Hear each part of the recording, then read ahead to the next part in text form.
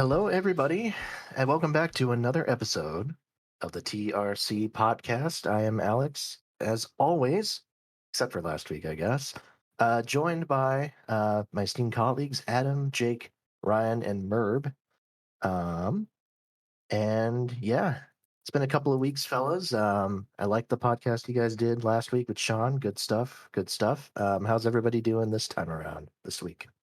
Yeah, I'm doing fine. That break definitely helped a small amount. I'm doing well as well. Yeah, it was pretty awesome seeing my Avs win the Stanley Cup last night. So I had a good weekend for sure.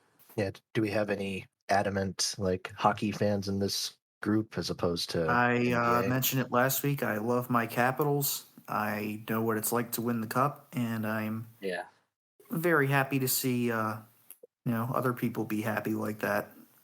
Especially, Well, I appreciate that. Yeah. Ryan is like the one big hockey guy here, and then Adam watches it too. Really, I'm a moderate hockey guy. Yeah. Yeah, I'm like more of really just a hockey or playoff hockey guy. No. I mean, I don't really I get it. watch that many games throughout the season, but there's nothing like playoff hockey. Yeah. It's just I'm that way with baseball. Yeah, there's one other guy on our server that's from Boston. It's a big guy, but other than that, there's I guess that's pretty much like our hockey followers here. There's just nothing that ages you more than playoff hockey games, especially like when they go to overtime, because it's just can end just at any moment, and it's just so intense to follow. You can't ever like blink or look away at all.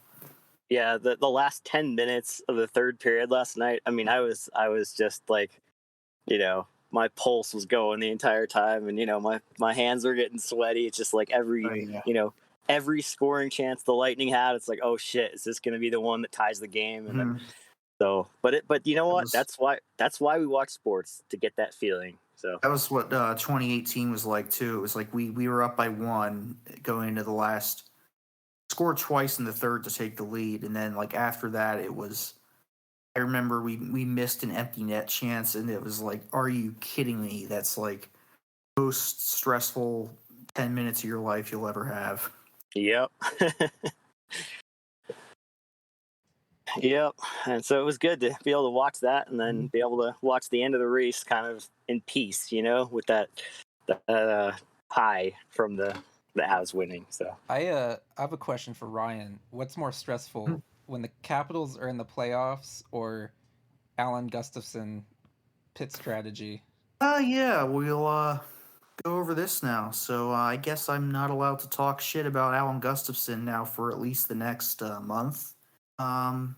Very, very proud of him for, I guess, doing what he should have been just expected to do. And the guy who is taking a lot of shit today actually would be Ben Bayshore, and then James Small for pitting Kyle Busch and Truex from second and third, which was very not smart, which I'm sure we will elaborate on. But it's funny how easy it is to win races when you just don't do stupid shit on pit road and don't make stupid pit calls, and you have a great driver and a fast car, and he just gets it done. They should. The 9 teams should try that more often. Yep. I don't know if any of you saw the Reddit link that I had just posted in the server, but Gustafson apparently admitted that the 2020 Coke 600 finish still haunts him to this day, and he thinks about it. He thinks about it during every pit call, and it's like, I mean, on one hand, I'm glad that that's taught him something, but he's still made that same dumb mistake many times, even since that Coke 600. Like Michigan last year is the one that I feel like, I know Ryan didn't forget it because he's a Chase fan, but I feel like that one really got kind of lost in the shuffle, because he was like far and away the best car in that race. He was like the only one passing for the lead, in the dreaded 550 package where, quote unquote, nobody could ever pass for the lead. So that was one that kind of got forgotten. On that note, I mean every pit crew chief makes dumb calls at some point, like Cliff Daniels did at Sonoma, and then Ben Bayshore, what he just did. But with Allen, it's definitely noticeable with just the amount that it's been. And this is not just, I want to say, a thing with Chase. Goes back from the Yeah, start, Jeff basically, because Gordon. we used to be when we were in the racing reference community years ago. I mean, you would hear it just all the time from Jeff Gordon fans because of the calls that he would make, and rightfully so. And unfortunately, that's continued with Chase. I mean, he's not a bad crew chief when it comes to setups at all. He's very competent when it I would comes to that. argue, His strategy is just terrible. yeah, I would argue he's one of the best setup crew chiefs. I mean, there his strategy for years has been terrible. Like there's no other way to say it, but this guy won with Kyle Busch when Kyle Busch was like 19 years old or 20 years old. This guy won with Mark Martin when he was 50 years old, and then he revitalized Jeff Gordon, and then has kind of molded Chase into Oh, this superstar as well. I know these are all PowerPoint to that is he's had they're all three yes. champions, and the fourth guy who's kind of considered one of the best to not be a champion Right. as his drivers. So But for me, it's about the ages. okay, he had that 1 year he with had them Casey all yet. Mears. Yeah, and that was awful, obviously, Yeah. because it's Casey So- Mears. But yeah, and that's valid. Like those are all of them are all-time great drivers, or Chase is likely going to end up as one. But for me, it's like the ages that he had all of those guys at. That's really impressive for me, and he's been through so many different car types at this point. The Gen 4, the COT, all the versions of the COT, the Gen 6, and now they're winning in the Gen 7. So I don't think you can argue that he's a really good setup crew chief and knows his shit as far as that goes. I think a few months ago I said he was like the Doc Rivers of NASCAR. He just like, and he's good, but he's just gotten to be with so many great drivers and so many just like they win more in spite of him than because of him. Well, and I've wondered if maybe he believes in his setups so much and believes in his driver so much that he thinks they can just overcome like bad track position, because it seems like his errors are almost always in taking four tires and putting his driver back in the pack. And it's like, I wonder if he thinks, oh, I have Chase Elliott, I have Jeff Gordon, he can just drive through the pack. Yeah, even last night, I completely forgot about it, but last night he had that, before the last caution, he pitted Chase from third while he was really fast and got him stuck way back in traffic, and thankfully Chase was able to just rocket his way around everybody way more than anybody else who had fresh tires did. Yeah, which was good, but you can't expect that every race. Yeah, I mean, it's like when he doesn't do something stupid, it's like you're just relieved as opposed to really impressed by anything he does. But well, I mean, none of these decisions are really that hard. It's not rocket science. It's like, how many times have we seen, especially at the end of these races with a couple laps left, clean air almost always prevails. So why have these guys not learned that? And I want to. Sorry, go ahead. One more I'm not thing. sure I've ever seen. Yeah. Okay.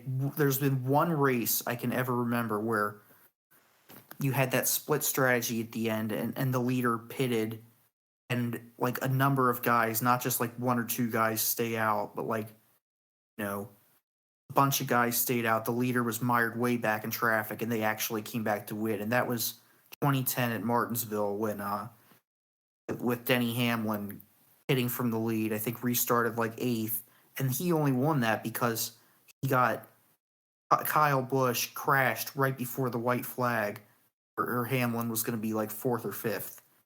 Yeah, that's just the seas parted for him on the next restart. That's exactly the race I was thinking of too, and I guess you could say 2015 Fontana at the end, because remember Brad Keselowski took tires like I don't before. even remember whatever strategy everybody else was on. That race didn't happen. No, I do. Isn't that when Landon Castle stayed out? And yeah, that was the Landon Castle race. But Brad took 4 tires before the first green light checker, and then he got a second green light checker to utilize the 4 tires. Otherwise, he wouldn't have won that either. So It seems like the lesson is, unless you get multiple green light checkers, you're not going to make use of 4 tires. Yeah, I said it in the chat last night. My kind of general theory on it, not that it makes it correct, is that on intermediate tracks or intermediate-ish tracks like Nashville, that if it's 10 or more laps to go, you probably pit. But if it's 10 or under, which it was last night, they restarted, I think, with 5 laps to go, just stay out. And they always say, like, I understand when you're the leader that you have that situation of, well, if everybody behind you comes, they're going to do, the opposite of what you do. And, I get that. But when you get down to so few laps, it's not really going to make that much difference. And, will there be maybe that 2 or 3 times out of 10 where everybody does come behind you and they're fast enough on new tires to overtake you in a couple of 3 laps? Yeah, maybe. But percentage wise, the chances of that happening are a lot less than you pitting and then ending up 10th or whatever when you restart and then coming back to win in that same amount of laps. Mhm. Just percentage wise, there's no perfect decision that you can make that's going to give you like that 99% chance of victory. But within reason, the play with 10 or less laps to go or whatever is to stay out. I also think that just, in general, I think you have a better chance to win a race if you do stay out on old tires and everybody behind you comes in, or most people behind you come in, and you get to control the restart. You get to try to hold everybody off, as opposed to if you pit and then you don't know where you're going to restart, you could end up, have guys clog everybody up behind them, and it's total crapshoot. Well, and we just saw that last night. It's like the Brad and Custer accident on the with like 3 laps to go. I mean, that got Kyle Busch and Truex blocked in, and then both of them had no chance at all to recover, and they finished in the 20s with cars that should have been top 5. And that's the thing, is you just put yourself in position for bad things to happen. And that's not even counting the bad things that can happen on the pit stop itself. So it's like you're just adding so many more variables to the equation, when if you stay out, it's like, that's it. I mean, it's much more straightforward, and you only have to do one thing, and that's just hold people off. So, and to speak to what Jake was saying, I think the philosophy of, well, you're damned if you do, damned if you don't, I don't even think that's necessarily true. Because if, like, let's say Chase stayed out there, it's not like the entire field is gonna pit behind him. That almost never happens. Usually there's 5 or 6 cars that will stay out behind him and provide a buffer, between. Yeah. Yeah, I was also going to say, just quickly, that I believe of all the guys that did pit, the only person that gained anything substantial was Ross, coming from 12th to 10th, 5th. And I think Harvick gained like 3 or 4 spots and finished 10th. And like, actually, Rodney Childers got just a little quick thing. Apparently, somebody on Twitter was like actually saying, well, you shouldn't have pitted, a lot of people said, and he got really pitchy about it on Twitter and then replied to it. And then I guess saw, well, I shouldn't have posted that, and deleted it. So. And then specifically with Kyle Busch and Truex, like, they made exactly the same mistake at Las Vegas earlier this year, because they were the 2 fastest cars running 1-2 before the final caution, and they both pitted for 4 tires, and neither of them sniffed the lead again. And it's like, you didn't learn from that and did exactly the same stupid thing again. And James Small actually did that same thing at Gateway too, because Truex had the lead in a late caution. He took 4 tires and never saw the lead again. At just this like point, I've noticed that a few times with him, even going back to, I think there was like a 2020 race at Texas where he just kept him out on the track forever and ran him out of fuel. It was both Texas races in 2020. He ran him out of fuel, like, on the long run before the green flag pit stops. Yeah, he's not the best strategist. Yeah, that's what I was gonna say too. I've noticed that with him. And as far as Bayshore goes, I've actually been like pretty high on him the past couple years with Kyle. And just in general, like, he was with Harrison Burton in Xfinity, and frankly, he's the only person that's ever gotten anything out of Harrison Burton. So, like, I think Bayshore is pretty good. But, yeah, like Adam said, the Vegas thing with the 18 and the 19 and now this, just kind of questionable strategies there. Mm-hmm. I do want to ask. I know you guys want to segue into a different subject here, but I am just curious because crew chiefing is something that we like. I mean, I feel like there's multiple podcasts where we could go off just on crew chiefing alone. I think it's something that doesn't get near the attention on broadcasts that it deserves. But if you had to pick, like, I don't know, not necessarily a best strategist in the series, maybe even a top 2 or a top 3, who would you say ranks up near the top in your opinion? Right Chris now, I have Bluehart. no idea. Oh yeah, him, of course. Yeah, I don't know why I think I don't really know anybody, to be honest. collectively, I would probably say Chris Gabehart is the best crew chief overall in Cup right now between both setups and strategy. Like he's gotten a lot of wins out of Hamlin just like through making the right call. And he would probably be at the top of my list. As far as I don't know if you want this to be like just strategy centric or just if we're talking like best crew chiefs overall. But I would say my top 3 crew chiefs overall right now would probably be Chris Gabehart, and then either Cliff Daniels or Rudy Fugle. I'm not sure who I would rank ahead of those two, but I think Yeah, obviously those I think those those have are been also my top 3. those have been Cliff and Rudy. Those are the two like rising stars of the past couple years, obviously, and you know, neither of them are perfect, but I think they've been great. So I guess you still have to put Rodney Childers in that conversation somewhere, but I mean, he's a little kind of more, and you know, Harvick is really washed up at this point. I mean, right. it's hard to see what he would be doing. The thing about Childers is that I think all but 2 of Kevin Harvick's wins in the 550 era were on 550 tracks, and it's been discussed like in the chat multiple times that they found this kind of trick with the wheel well before they started regulating it more at the start of 2021, where they could have this dual effect of trimming the car out where it could run faster with less drag in the straightaways, yet still not lose any downforce in the corners, so you can still mash the gas and get the benefit of the added straightaway speed. But when they took that away, well, that advantage disappeared. Mhm.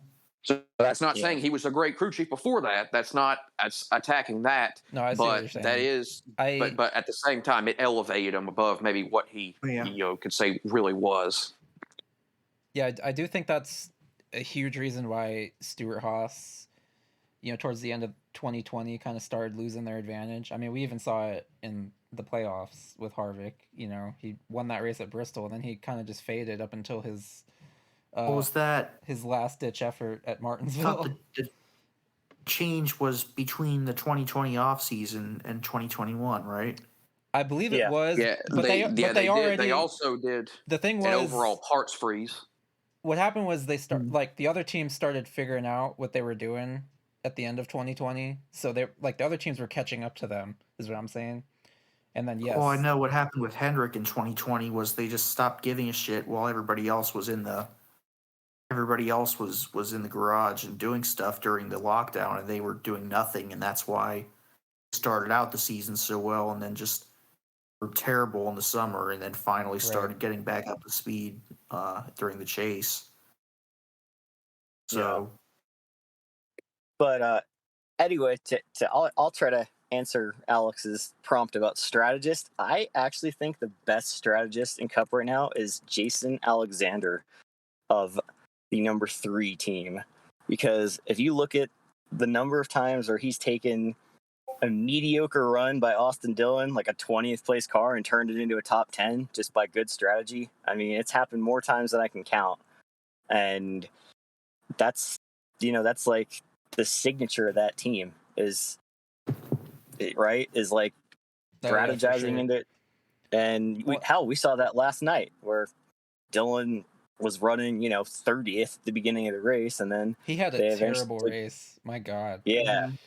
He got back on the lead lap, and then, they left him out on the track during that last green flag pit cycle, and of course they got the caution and it put him up to like 6th place, and then he faded back to like 14th or something, but that was all strategy. So yeah, that actually makes me think. Not to belabor the point, because I do know we have to change subjects at some point, but actually that makes me think in fairly easy way. I know it's not just black and white, set in stone, but a fairly good way to maybe measure that would be just to look at caution pass differential, which I know Ryan tracks that as part of his ETDR, which again, that's not going to be exact, but it's probably a good guide to maybe see that. And I don't think we even talked about that in the chat really. So what Adam just said made me think of that. It is, but I think also, as I was kind of talking about last week, in those certain situations, that comes from if you gain or lose positions. If you gain positions during a pit sequence and then a caution comes out, that kind of screws with the pass differential a little bit. The driver who has gained most positions under caution this year is actually Ty Dillon. But I think a lot of that is, there's more positions to gain when you're at the back. Yeah. To run. Yeah, I'm sure that if you almost never gain positions under caution. So I don't know. Maybe there's some way to kind of weigh that, divide it by average running position, or I don't know, something like that. Austin Dillon is second in that, though. Okay, so, that makes sense. Dillon brothers. Yeah, and he's also 8-3 against Tyler Reddick. Mm-hmm. Yeah, we don't really. Yep, that's definitely accurate to how they've run this year. No question. Yeah, definitely. Yep, and I think we were kind of talking about that last night and earlier today with type of thing. We've kind of touched on it before, but the difference between finishing position and performance, how much of that really is there a certain skill to being able to finish better than you run? I think the level of like I think there's a with, and again, to the level of what Austin Dillon has done this year, or Michael McDowell, or Justin Haley is the new one that I've kind of got my eyes on for that, as like a guy that, for me, this is just all eye test stuff, but when it happens this much, at a certain point you kind of have to go, well, maybe it's just something they have a knack for. Like I feel like Austin Dillon has made his last, like, that's what he's become known for in Cup. Since he's been in Cup, that's been his trademark, is that, and granted, he drives for RCR, and that's been an RCR thing for generations, like since Earnhardt's been there, is that, Jake says the thing all the time about how it's really conservative racing. But yeah, that was a line from the old RR guys. Like, I didn't come up with that. No, they used to always go on about it. Yeah, I remember you've said it on our podcast since we've been doing this, but like I said, if it happens like this much, I feel like there is a certain knack that some guys have for it. Like I would throw Haley. Haley is the one that's like, I've got my eyes on for that. That's kind of becoming that new guy, like in the mold of an Austin Dillon, where he does have that knack for it. McDowell kind of just feels like he's getting lucky with a lot of this shit, because it's like the Darlington thing. He did not run. I don't remember where he finished. Was it like 7th or something? But, I think it was 8th. Yeah, but like that one was obviously because there was the big wreck, and like Haley shouldn't have finished 3rd either. But my point is, when you like can do it down to an eye test thing, I feel like there's some guys that you can just tell that they have a knack for it, and there's some guys that I feel like are just getting lucky. So it is definitely an interesting dilemma. Yes. Statistically. Sorry, go ahead. It varies a lot, though. Like last year, Eric Almirola was constantly having issues and having DNFs and finishing worse than where he ran, even if he wasn't running that well. This year, though, he's not really running any differently than he was last year, but he's somehow in contention for a playoff spot, even though he has been a 20th place driver all year, if even that. He's He's 21st in ETDR, and Almirola would be another guy that I would throw in the category of, I think he's kind of just been overly lucky this year. lucky, yeah. And it's Yeah. you can't. Stuff is not supposed to be sustainable. I mean, maybe sometimes it will be over the course of a season, but not over the course of a career. And That's what I'm saying, though. Yeah. Like, some guys, I feel like Austin Dillon is a guy that does have that, where at this point, I feel like it is almost to the point of being sustainable for his career, because he's done it so many years now. And but I mean, there's Yeah, but how what much of that is skill his crew chief, there to though? just avoid and that ties back to the whole I crew don't think chief it's thing. really a driver's skill. I think maybe there's definitely a team sort of, the team puts the driver in situations where they're less at risk. Yeah. Well, and I want good pit strategy or whatever. Yeah. And to go back to Justin Haley, I agree with Merb that I feel like Haley has, I feel like his case is a little bit different because his good finishes haven't really been based on strategy as much as, just A, avoiding attrition, and B, seeming to run better at the end of the race. And I think that is a skill that's somewhat sustainable. Maybe that's what I'm trying to say here. Yeah. Yeah. Whereas like Dylan and like McDowell and like a lot of their good finishes have been because they got the right end of strategy. And, that's part crew chief and that's just part luck. I mean, there's a reason they call it strategy gambles because it doesn't always work. And I just think that, the wrong end of variance is going to strike them down at some point.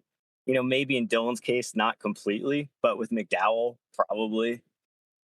So, yeah, I think Haley is probably the best driver in Cup right now at avoiding trouble and getting better finishes than he deserves. So, I guess the best way to put it is that there is a skill to capitalizing on attrition and other people having bad luck, but there is no skill to avoiding that type of stuff out of your control that happens to you. Like Bubba Wallace, every single race this year, it seems like his pit crew does something stupid, costs him a good finish. Tyler Reddick this year also, it's like he can't go a single race without something happening to him on pit road or with a flat tire, and that's not anything these guys can control.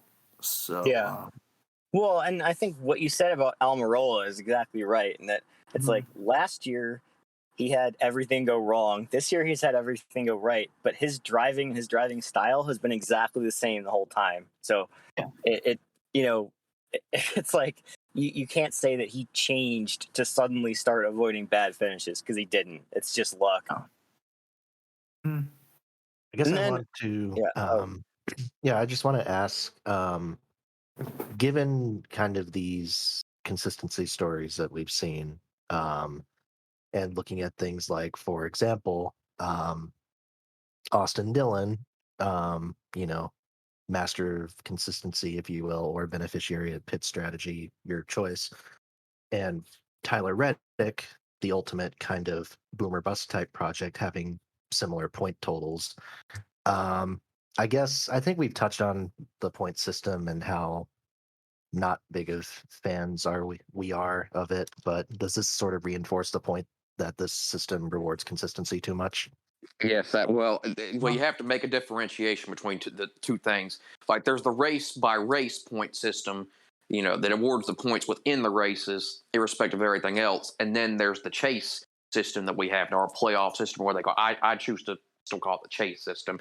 The playoff system or whatever that we have definitely rewards winning over consistency when it comes to that. But on a race by race basis, consistency is still incredibly important to an even bigger point than it was before with the old Bob Latford system, because this, I'm just going to, I'll try to put it as politely as I can. This really stupid point by point, 1 point per position point system that offers no weighting whatsoever, which even the Latford system did to a small degree, is absolutely ridiculous. Like when you race for 30, racing for 35th place has the same risk or reward that racing for second does, and that is absolutely absurd. Like the last place gets about like 3% of what the win does, and I could go on all day about it, but like we wouldn't. I feel like we all have our beefs with the chase system and the way that it has been really ever since its inception, but especially now. But really, the core of it is I think they wouldn't need these gimmicks if the race by race point system was good. Like F1 and IndyCar they're not perfect by any means, but they're far superior when it comes to actually rewarding performance and how drivers do in races. And if they just had one that was good in that way, then like I've said it before, even with the old Latford system, the two I think pretty egregious cases where that everyone pretty much thinks the system got wrong were 1985 and 1996, where Bill Elliott and Jeff Gordon, won twice the races or more of anybody else, and really weren't that much worse consistency wise. Well, all you have to do, even in those situations, is just simply give the winner 200 points. And I've tabulated that both of them would have won the championship by over 100 points in the Latford system just by making that simple change. So it doesn't even have to be anything grandiose. But sorry for going on too long here, but that's just something I'm really passionate about. That's the kind of the differentiation that we need to make. The points by point race system that we have is moronic. And it's the root, in my opinion, of why we have the other gimmicks. To me, that's secondary. Just like the core of what we have is a rotten system on a race-to-race basis. And so I'll hand it over. I mean, you think about why they started the chase. It was because Matt Kenseth ran away with the 2003 title when he won one race and was really just a consistency robot. You could argue about who was the best driver that season, but it wasn't Kenseth. And yet he ran away with that title, and he had close to a 500-point lead at one point in the season, which is the equivalent of 2.5 full races. All leading how many laps? Like 400 the whole season? It was 354. I still remember that. Yeah, because it sticks out. And I agree with everything Jake said, but I want to push back on one thing, and that's I think that the current 1 point per position system with stage points is better than the Latford system was, because it kind of provides, a much bigger gap between the top positions, sort of indirectly. And I think that we see that when guys have, run well during a race and crash out at the end, they still score a lot of points, and that's much better than the Latford system was. So, I mean, I agree think with that for sure. I just didn't think about it, but yeah, that's a good point. It's a mitigating factor in it for sure. Yeah, but it's still the 2014 to 16 system, that was the absolute worst. Yeah, that was 1 point per position, worst. No stage points, no playoff bonus points. Just it was just pure, randomness in the playoffs, and we saw what happened. I think that's how we got Paul Menard pointing his way into the playoffs one year. Yeah. On that note, remember 2020? That I've went back and actually tabulated that with the original playoff system, and Alex Bowman would have been in the Final Four that year had that been the case. Yeah, because he had that big consistency run in the last 8 or 10 races. Yeah, like Alex Newman. For me, I agree with everything Adam said. Like the stage points really are masking how bad it is. I feel like yes, that's a good way of putting it. that 2014 to 16, and we've gone back and looked at some of that stuff, like the Paul Menard thing. We were talking about this a few weeks ago in the chat. Like, I did not realize how bad that Paul Menard season was, and the fact that he pointed in was just, that was absurd. So I'm one of the biggest. I am one of the biggest proponents of stage points since they've enacted that there's ever been, I think. So, yeah. Yeah, I supported that from the start, and that was even before I really got into all this analytics stuff. Just, I think performance throughout the race needs to be rewarded. Yeah, and I that's wish one they still thing had quickly. Sorry, go ahead. I wish they still had the laps led bonus points. Maybe not for just leading a lap, but at least for leading the most, for leading a certain amount, for leading under green at least. We need I to think still have all leading, that. if you lead the most, I think that would be pretty good. Yeah, I don't know if you need I much was more going than to that. say. I was going to say that's one thing that I do think NASCAR has always done better than, for instance, F1's point system, where, in F1, you can dominate the race. You can lead every lap, be ahead by a minute. But if like a couple laps to go, you blow an engine and you finish outside of 10th place, you get nothing, no matter what, period. End of story. Performance doesn't matter. NASCAR, at least, and that's also part of why, a lot of people, because of, I don't know, the damaged cars coming out of the racetrack or whatever, are not like advocates of every position having points, and I can understand that argument. But personally, I've always been an advocate in all series for every position getting a point, because there needs to be some reward for performance. And again, that's where stage points come in. They reward performance. And yes, I also miss like the laps led thing that Ryan mentioned. I miss that a lot. Personally, if it were me, the way I would do it is, like to prevent the whole thing that we used to have where you just get 5 bonus points from guys staying out to lead a lap, which was ridiculous. I would make it to where if you lead at least 2% of the race distance, you get a bonus point. And if you lead every lap, or not every lap, excuse me, but the most laps in a race, you get 2 points, or maybe it can be like 2 points or 4, just whatever you want to do, but have it be kind of analogous to the old system in that way. See, that would be Yeah, great, I think but Jake and I might be the only ones here on the island of every point matters, and every yeah, I'm definitely position not. should get points. I'm 'Cause, definitely not on that island. I think I mean, I do think even the slightest difference should make a difference, and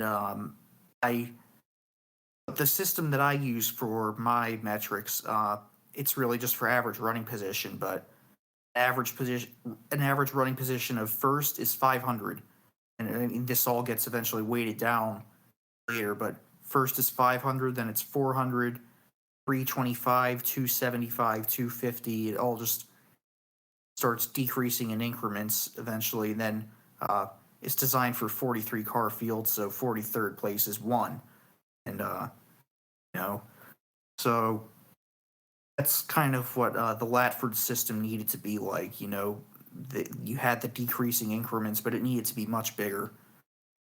Yeah, I was going to say also, I'm not against the idea that some other people have of just having, every position below a certain point get the same amount of points. I'm just not for, having no points like it is in F1, where literally half the field doesn't get points. And like, you'll see them racing for like 14th. They'll be making a huge deal of it on the telecast. And I'm like, oh, what the hell's the big deal? Like they're racing for 14th for literally nothing. They don't get like any more money for it, I don't think. And they're not getting points. Like, what's the deal? Like, I do think, but I am not against having the same amount of points like behind it. Like, if you want to have like 30th on back or even 25th, have the same points. Yeah. That's what I'm trying to say. Like, and like I like for the most part the F1 point system, and I suppose my dream like cup point system would be something along those lines, where either 25th to basically anybody who's competitive should be getting some type of points,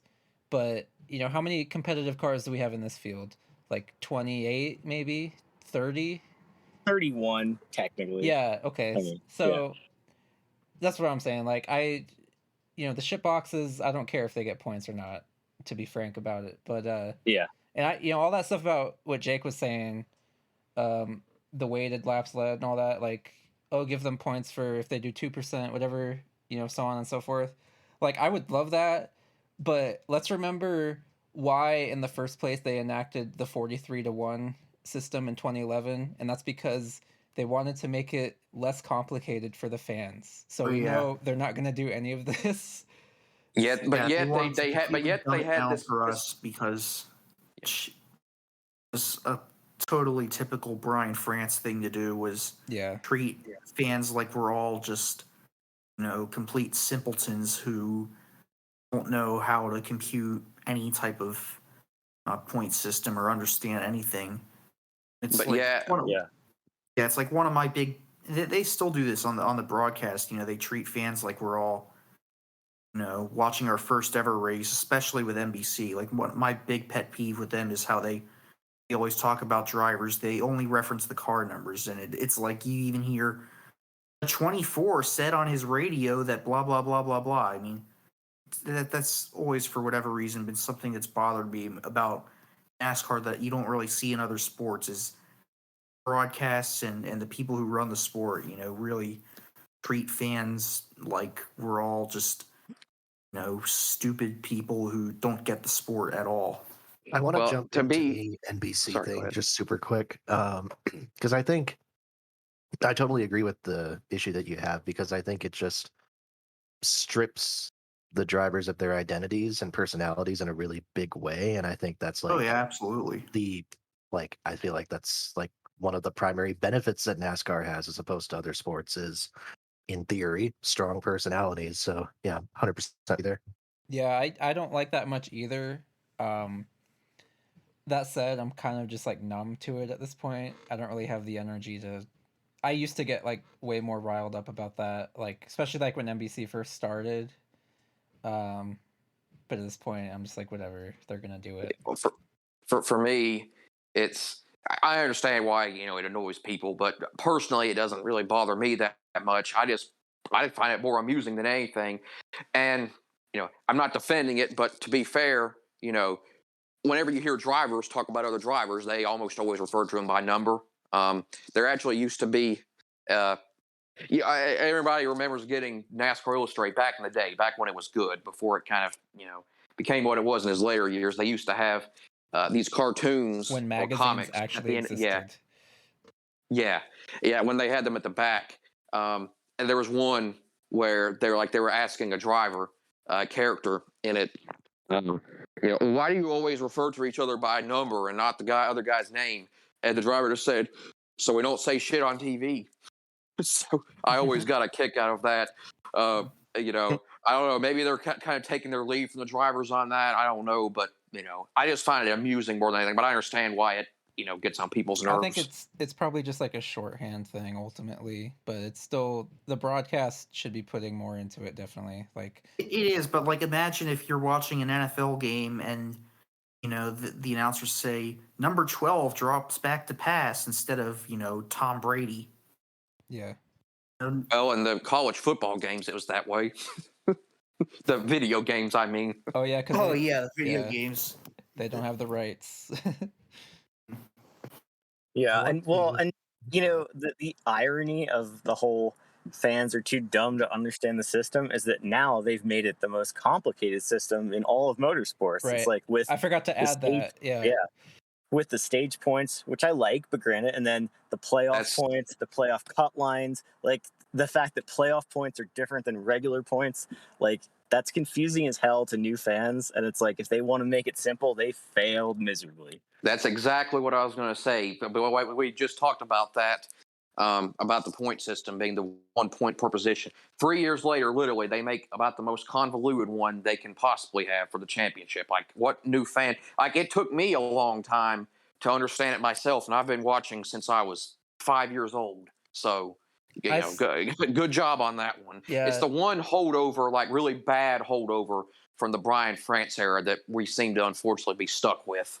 Like I said, I love stage points and playoff points, but I still have no idea. Like, not no idea, but like I still struggle.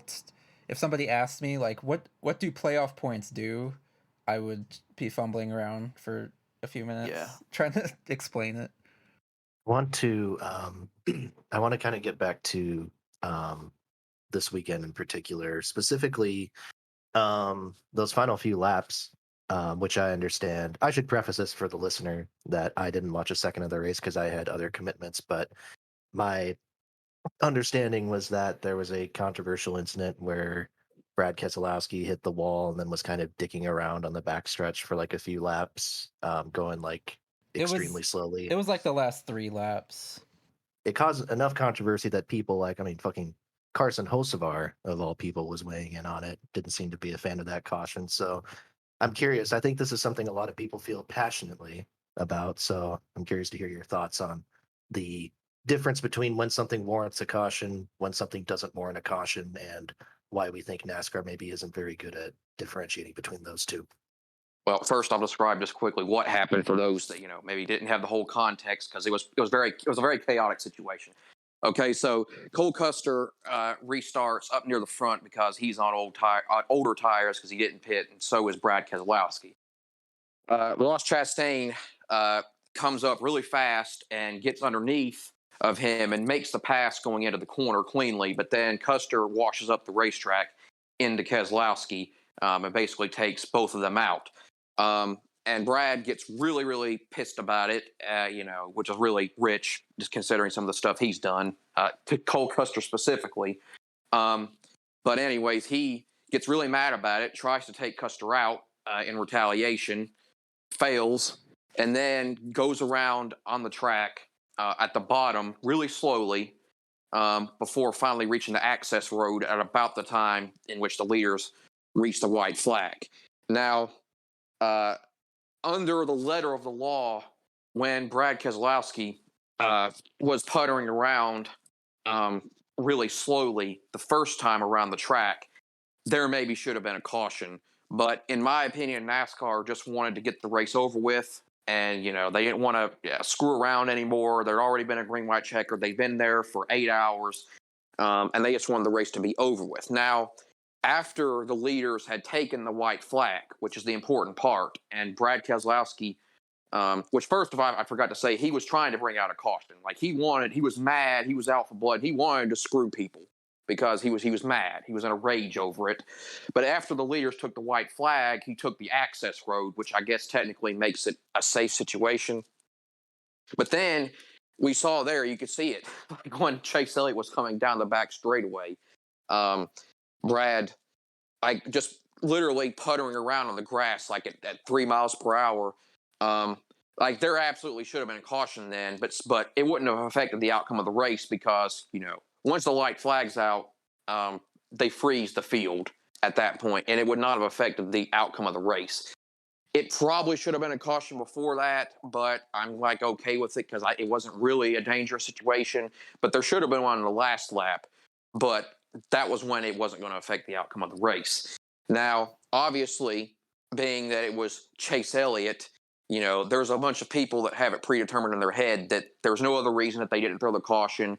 And, because they had it out for Ryan Blaney, so they threw the caution then, but they don't have it out for Chase Elliott, blah, blah, blah.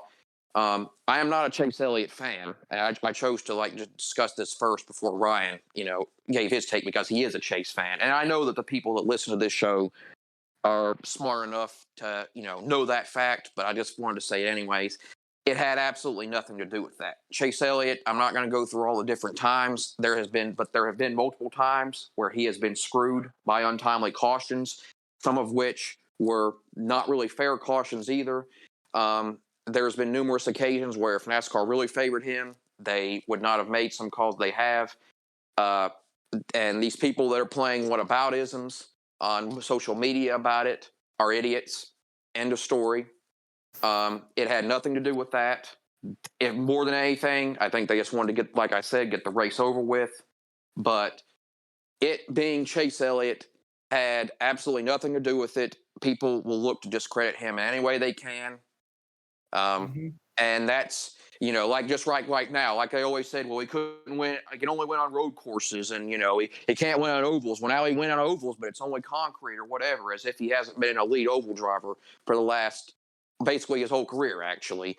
There's more that I could say, but my thoughts just aren't really coming to me right now. And I went on long enough, but I just need to make that clear. I am not a Chase Elliott fan, but that call had absolutely nothing to do with him. Anybody that says otherwise is a moron. End of story. Yeah, tears are very delicious, as they always are whenever Chase Elliott wins. Because I don't know, for whatever reason, it's like he's a better version of Dale Jr., who people just want to do anything they can to pretend he's not good, and they just there's no logical way to just have any sort of rational discussions about Chase Elliott without mentioning his fans. And no caution was the right call. I think. I did not notice. I didn't even see Brad going around on the last lap, however slow he was. But no caution is the right call anytime you have a situation late in the race and there's a car out of the way that gets off the track, isn't interfering with anything, isn't in anyone's danger. And the thing that gets me is just because NASCAR sometimes makes the wrong call there, throws a caution, doesn't mean that they should throw a caution in other situations. Two wrongs don't make a right. You have the All-Star race, just that shouldn't have been a caution there, and it shouldn't have been a caution last night when Brad just drove away from it. But it goes back to really this has been a thing since the very first race I watched, which was the race that really got me hooked on NASCAR, the 2007 Daytona 500. And there are people who will argue to this day that NASCAR should have thrown a caution there, and the only reason for that is because they wanted Mark Martin to win. It's not because there's zero logical argument. You have a photo finish coming to the finish in the Daytona 500. There's zero rational argument that NASCAR should have thrown a caution there. But, because you got a guy who's popular just because he never won the race before, never won a championship before because he was never good enough to win one in any particular year, which people also, they say he was robbed of 1990 or whenever when Earnhardt had a much better season. But, he just got beat straight up. And, there's, whether it's that or just, in general, racing is about being the first one to the checkered flag, not being the first one to the caution flag. And last night obviously was different because there would have been another restart after that, but there's just no reason to throw a yellow when everyone's out of the way and able to just move on. Yeah, and one last thing, and I will shut up for the rest of the show, I promise, because I know I went a long time there. That's coming from a Chase fan, but I know Ryan. I've known him for years. He is as fair as an objective as it gets when it comes to stuff like that. And all that stuff you heard from me is from someone that doesn't dislike Chase, but certainly does not have him as one of his favorite drivers. I'm very neutral on him when it comes to that kind of thing. And I was a junior fan, and so I also kind of went through some of that stuff with him myself. All I'll say about that, by that shit too. yeah, all I'm going to say, 2004. yeah, all I'm going to say about that is any discussion of NASCAR rigging things for junior or whatever should have ended in the October 2015 Talladega race, which is something we pretty much never talk about it on this chat for good reason. That race should have ended just, when they should have ended when they penalized him for saying a bad word. The horror. Yeah, exactly. That's that and so many other things. It never ends. People, like I said, the people listening to this show, I'm sure, are in depth and smart enough to know better. But it's just really frustrating seeing that stuff, and it just it reinforces a lot of the bad beliefs people have about NASCAR in general. And it's really unfortunate, but that's all there really is for me to say about it. Yeah, and with Chase, it's look back at last year, both Daytona races. I mean, if they really wanted to rig races for Chase, he'd be your 2021 Daytona 500 winner. They could have held the caution another half second, and he's the winner of that race. And then the week after that, obviously, was the really egregious one. He's got total control of the road course race there, and they throw a caution literally just to give everybody a chance to put rain tires on for a few sprinkles, and he loses the race after that because his strategy got all fucked up. Yeah, I'm especially glad they didn't throw the caution on the last lap because that would have just been all the ammunition in the world. They held the caution until he took the lead, as if they've never done that for other drivers. Cough cough, Jeff Gordon in the 2007 Talladega race when David Rudiman is spewing oil all over the track, but they don't throw the caution until he passes McMurray. But somehow when it's Gordon, it's not an issue. It's only an issue when it's Chase Elliott or when it was Dale Jr. But, all right. Well, the original question was, why do we think NASCAR is like so consistently inconsistent? And they've always been this way with, throwing cautions at the end of races, whatever. And to me, I think what the issue is that, as far as I'm aware, there's kind of like a rotation of race directors. And so it's almost like there's like a different person up there every week. And I one thing I've never understood is why they don't have like a chief steward. Like back in the original kart days, like in the 90s and stuff, they had Wally Dallenbach Sr., who used to be a driver, and he was like the chief steward. And I've always thought NASCAR should do that. Like have a former driver that's been out there, like, David Hoots, who used to be the old guy, like he's never been a driver. All these new people who I don't know their names, like they've never been drivers. I feel like they need like somebody who has experience out on the racetrack that's been in these situations that, you know, needs to be enforcing when and where a caution is coming out. And I don't know. To me, that's at least So like, long as it's not, so long as it's not Brett Bodine. yeah, he would not be my choice, but for that either. But Well, Just don't Yeah, let it and, be like- Jimmy Spencer. yeah. yeah, go Adam.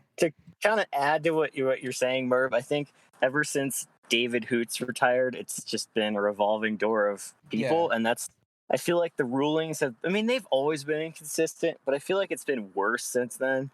And like, And that's I been. wish they. I don't. yeah. Sorry, I don't remember when he retired, but I think it was 2018 or 19. oh, okay, that It recent. wasn't long All right. ago, man. Yeah. I was thinking like Yeah. mid 2010s maybe, but either way. We should look that up later, but I think it was fairly recently. It was Okay. definitely But- after 2016 or so because I remember hearing all that. Put it out, put it out. Yeah. Yeah. But I didn't know regardless, if- like, I wish they would have a more, like, black and white, like, written in words, like, for each situation. Like, if there's a car limping around the track slowly, should they throw it? If there's a car that spins and doesn't hit anything, gets going again, should they throw it?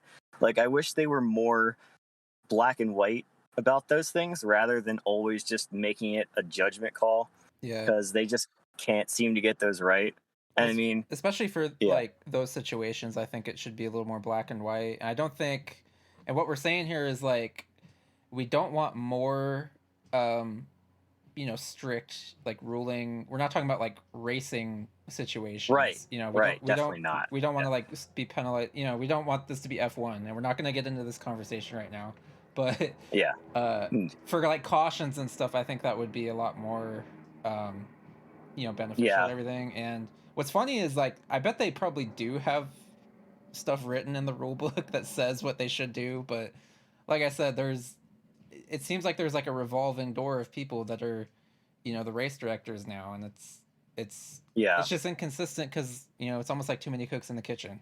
Yeah. And my personal preference is for them to always be conservative with throwing the cautions, as in don't throw it unless it's absolutely necessary. Like, I think not only should the Brad thing not have been a caution, but I'd almost argue that the Josh Balicki blown engine that set up this whole sequence, I thought that one Shouldn't was warranted. That was If pretty. there was oil on the track, then it was warranted. But I guess, but okay. I mean, but did they actually find oil?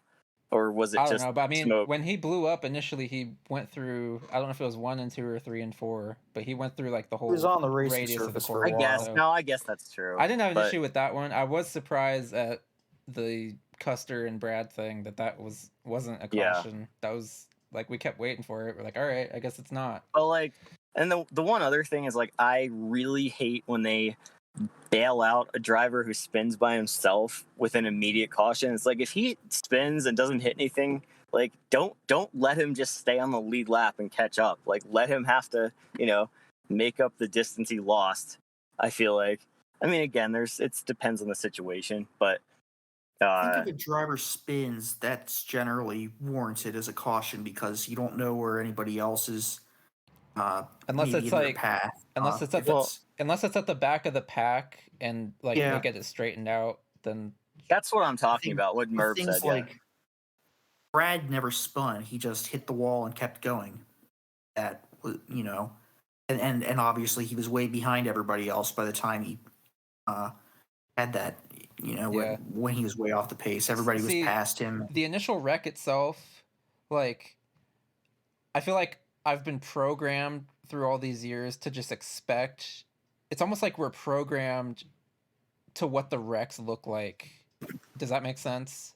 Like Yeah, I we're get that. programmed to like expect a caution if a wreck looks like this or like this, you know.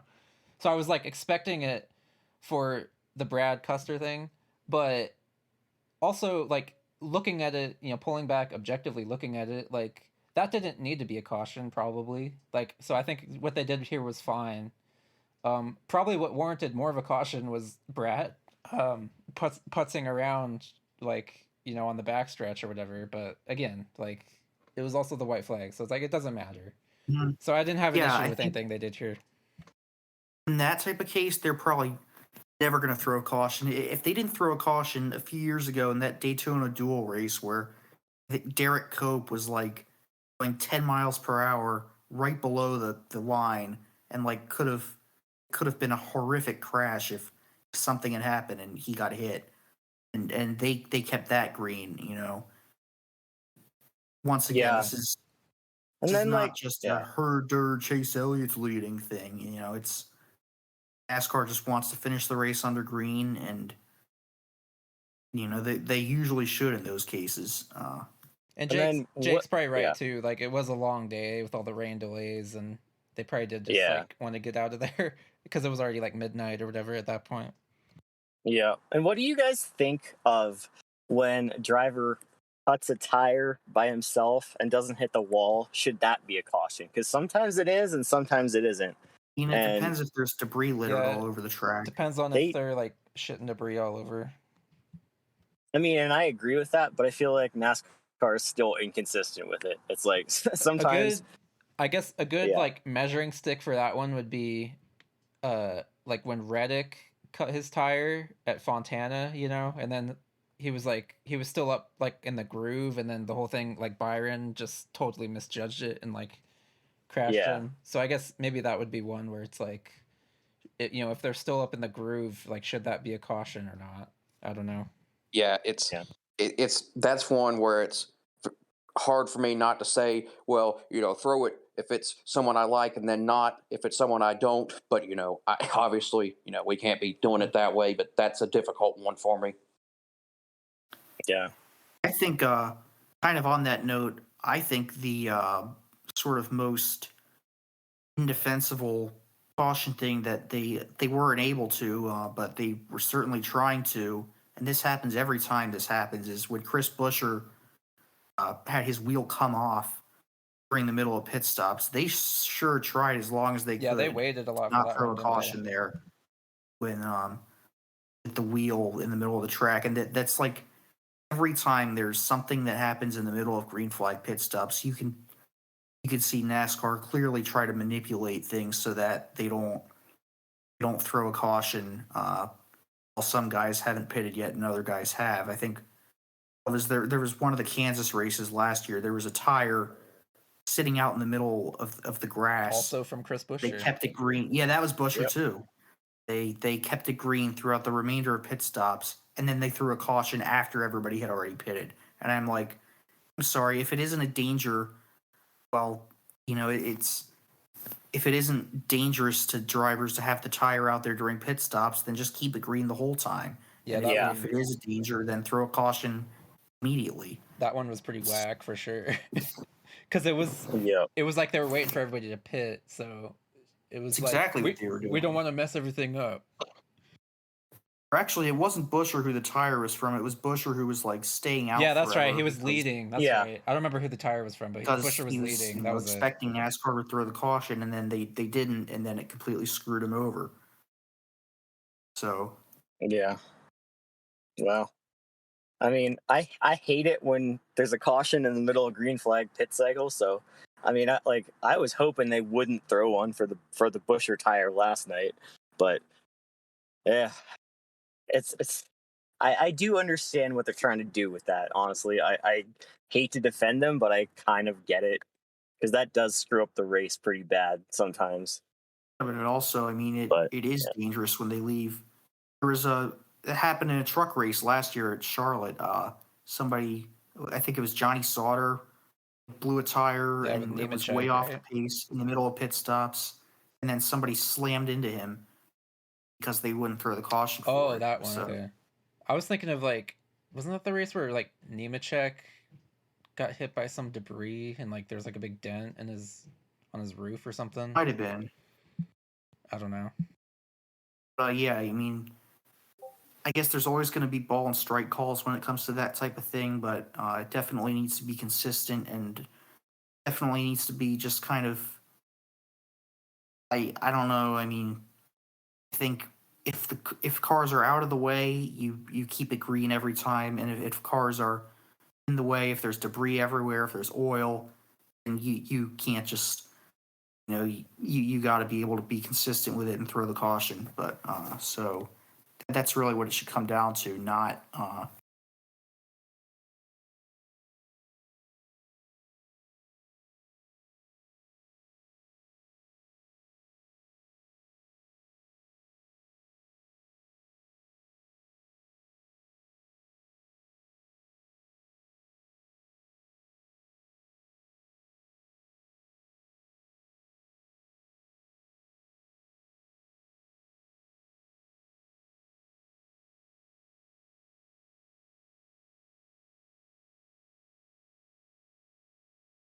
not what part of the race it's in or who's leading or any of that stuff. And so that's I thought keeping it green at the end was the right call. I think um, if it's in the middle of pit stops, if it's something all over the track, that deserves to be a caution. What did we just in general? I know the general hype for Nashville was not high. I think people had pretty low expectations for this race, but it sounds like it exceeded those relatively. Is that a So fair yeah, perception? like so I guess I'll give my little spiel on Nashville like as a track. So I watched it, all the Busch and truck races there in the 2000s were god awful. And so I was excited last year when they got the cup race, but just because it's something new and fresh, but at the same time I was not expecting it to be a great race last year and it was all right, whatever, but this, I know it was a long day with all the rain delays and or I guess mostly lightning delays that were thrown in there, but taking all that out, the racing on track was pretty great. I never thought I would see racing like that at Nashville Superspeedway. And again, I think it's just more props to this car. We say it almost every week on here, but this car is truly awesome. and another thing here, uh, something that's been pointed out is the concrete. Like Dover was also a great race, and so maybe they've finally figured out like a really good tire as well. The combination of the tire and the car on concrete just really Mm-hmm. works well. So I was happy with the race. I thought it was really good. Yeah, we did not see any tire issues other than Busher and the loose wheel, but that was, I thought, something that was really good, and the racing was still good. So there is a balance that they can find. We know Dover, another really good race where it seemed like we had that. You could pass. You could use different grooves, and it wasn't like a tire Russian roulette thing. And this was a lot like that. I thought it was a little bit hard to pass. I think maybe just for guys who would get way stuck in the back uh, from pit penalties and stuff. It was hard for them to fight back. But even then, Ryan Blaney had a really nice charge at the end of the race.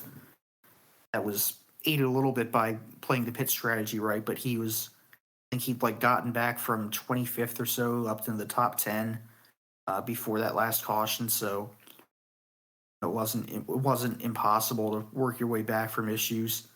Chase multiple times was able to drive through the field on fresher tires than people. Uh, and and we saw plenty of lead changes. There was like that one restart where we had 3 or 4 lead changes in the first couple laps between I think 3 or 4 different drivers. So definitely exceeded my expectations. Yeah, And I thought it was even among this year. I thought it was pretty much on par with most of the other intermediates. yeah. To back up what Ryan said, on lap 125, the restart, there were 5 lead changes in a span of 7 laps, and they were among 4 different drivers. So that was, I mean, we've never seen anything like that at Nashville before. And we had multiple instances of guys running 3 wide for like several laps at a time. I think it was Harvick, Truex, and someone else were It was Ross. Ross. Yes, so they were running 3 wide all the way around the track for like 3 straight laps, and none of the cars got completely loose. They didn't get aero. They didn't get messed up by aero. They actually were able to hold their lines and have a real battle. And it's like that's amazing shit. We haven't seen that at any time in recent NASCAR history. So I definitely applaud what they've done with the Gen 7 to take away side force and allow that stuff to happen. So yeah, and there were 13 on-track lead changes during the Nashville race, which is probably 3 times as many as any of us expected. So I'm really looking forward to more intermediates the rest of the season, even though there's not that many left. Yeah, glad that you said that about the on-track lead changes, because now I don't have to spend time on it. But yeah, that needless to say, none of us expected anything like that. And it's very safe to say that it heavily exceeded my expectations.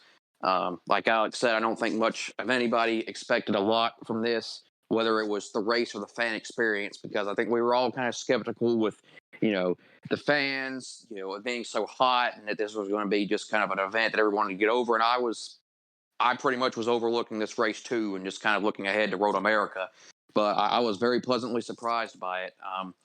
I think that running it at night somehow actually kind of helped it, Oh, yeah. although maybe it wasn't a huge difference. I thought But the racing racing, night. yeah. Which first off, the lack of tire thing, and maybe also some of the other action, I think was actually helped somewhat by the low cornering speeds we had here and the less load on the tires. Normally, that's been a bad thing with this car, but in this instance, I think somehow it actually helped, and that's actually part of the reason why I was even more skeptical, because I heard Kyle Larson talking on Friday, about how there's basically almost no groove in the racetrack, and he was stuck behind Truex forever in practice. I was like, oh boy, this is going to be an event that drags. But it was actually very, very good, and I wouldn't say it was excellent, but but for what I was expecting, it was amazing. And I did notice there was quite a few people actually complaining about the race, like quality wise, because I guess it was so hard to pass, and they were like remarking on some of the difficulties this car has on tracks like this that are a little bit shorter and are flatter. But and my response to that is like, well, it's Nashville. Like, what do you expect? Are you expecting it to be like an Atlanta race this year at that the history that this track has? But for what we were expecting and what the history is at this track and what we actually got, that was really, really good. Like, I still can't rate it higher than an 8, because it wasn't like just a classic race. But for this track, I don't think you can really expect any better than that. I think we've kind of covered most of the main stuff with the race here. So I guess let's just go into predictions then for next week at Road America, which I will be personally attending. So that'll be a fun experience, and I'm very excited for it. So, who do you got next week? I think that I'm going to start off by saying that I think the whole battle for who's been the best driver this season, it's kind of been very tight knit.